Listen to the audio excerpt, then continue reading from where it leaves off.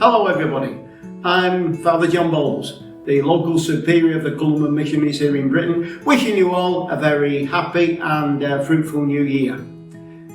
When I was in Peru, I worked for 27 years in Peru, one thing that the people always used to say to us was that, you Columbans, you're different.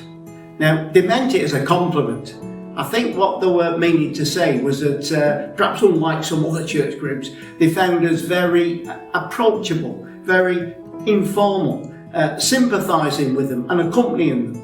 And remember, these were people living in some of the poorest parts of Peru, that were the shanty towns around the main city of Lima.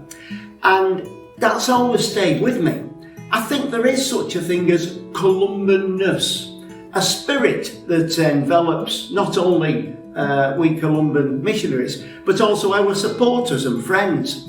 You see, we do have this reputation of being different, of actually searching out areas that, due to reasons of poverty or danger, might be off limits for other sections of the Catholic Church. And I'm just thinking, for instance, of our missions in places like Pakistan or Myanmar or the south of the Philippines, where other groups maybe fear to tread.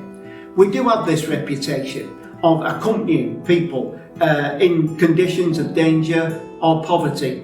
And we also stand up for principles that we think are Christian principles, universal principles, even if it's unpopular. So even here in this country, we stand up for the rights of asylum seekers, displaced people, refugees, in the teeth of this rising wave of populism and prejudice and xenophobia that unfortunately we're seeing throughout Britain and indeed the Western world at the moment. We struggle and support those who struggle against the adverse effects of climate change, even though the president of the most powerful country in the world says that climate change is a hoax. No, we do what we think is right. We do what we think God says is right.